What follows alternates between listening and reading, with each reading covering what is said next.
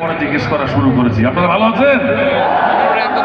আগে বললে খারাপ থেকে বলতে তো ভালো আছে, কারণ আমাদের সেটা ফর্মালিটিস, এই কথা জিজ্ঞেস করে ছেড়ে দিয়েছিলাম। তো যাই হোক, আসলে কি মৌসুমীর গানের পরে আর কথা ছিল না, গান আমি নিজেও গানের শ্রোতা, আপনারাও তার গানের শ্রোতা খুব পছন্দ করেন। তারপরে যেহেতু ইতিবাবু বলেছে, দুই চারটা কথা না বলে পারছি না।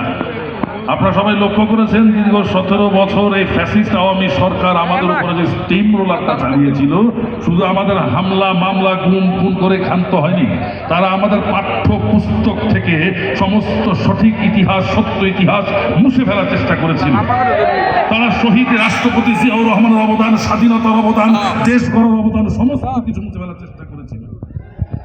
তাই আমি আজকে, যারা এখানে আপনারা নবীন আছেন, যারা তরুণ আছেন, তাদেরকে দু চারটা কথা বলতে চাই। 1971 সালের 25শে মার্চ কালো রাত্রিতে যখন পাকিস্তানি হানাদার বাহিনীরা নির্বিচারে আমার দেশের মানুষকে গুলি করে মারছিল, তৎকালীন রাজনৈতিক নেতৃত্ব সবাই বাংলাদেশ ছেড়ে পালিয়ে গিয়েছে। তাদের নেতারা পাকিস্তানিদের সাথে আপোষ করে ধরা দিয়ে বাংলাদেশ থেকে পিন্ডি চলে গিয়েছে, কেউ দিল্লি চলে গিয়েছিল, কেউ কলকাতায় চলে গিয়েছিল। কিন্তু আমার নেতা শহীদ রাষ্ট্রপতি জিয়াউর রহমান সেদিন একটি কথা বলেছিল,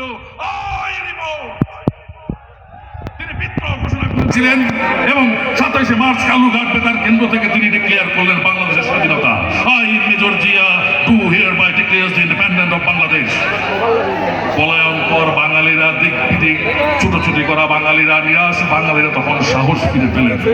তারা মুক্তিযুদ্ধ করার জন্য বুকের ভেতর সাহস জোগাড় করলেন এবং মুক্তিযুদ্ধে ঝাঁপিয়ে পড়লেন। আমার নেতা শহীদ রাষ্ট্রপতি জিয়াউর রহমান বাংলাদেশ ছেড়ে কোথাও যায়নি, তিনি বাংলাদেশে বসে যুদ্ধ করে এদেশ স্বাধীন করেছে, স্বাধীনতার পতাকা দিয়েছে, স্বাধীনতার মাতৃত্ব দিয়েছে।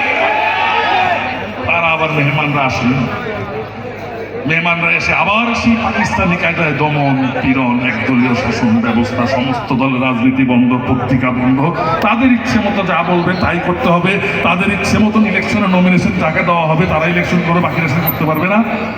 তারপরে জনগণ বিক্ষিপ্ত হলো।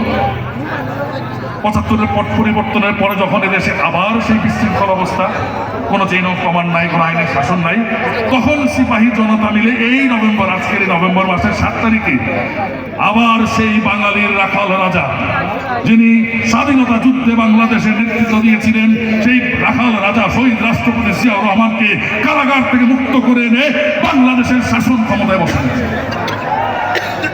শহীদ রাষ্ট্রপতি জিয়াউর রহমান যখন পুরো পৃথিবী বলতো বাংলাদেশের জনসংখ্যা বাংলাদেশের জন্য বোঝা, তিনি বললেন না, আমার সবচেয়ে বড় সম্পদ আমার দেশের জনগণ, আমার সবচেয়ে বড় শক্তি আমার দেশের জনগণ।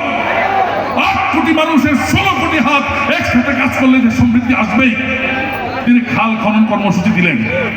বর্ষায় যখন বন্যা, যখন আমাদের দেশে অতিরিক্ত পানি প্রবেশ করে, তখন সেই খালে যদি পানিগুলো চলে যায়, বন্যায় বেশি একটা ক্ষতিগ্রস্ত হয় না দেশ। তারপরে শুষ্ক মৌসুমে যখন পানির জন্য আমরা চাষাবাদ ব্যাহত হয়, সেই খালের পানি দিয়ে আমরা চাষাবাদ করতে পারবো। এই ফর্মুলা শহীদ রাষ্ট্রপতি জিয়াউর রহমানের দেওয়া পরবর্তী সরকারগুলো এসে এটা বিনষ্ট করেছে। শহীদ রাষ্ট্রপতি জিয়াউর রহমান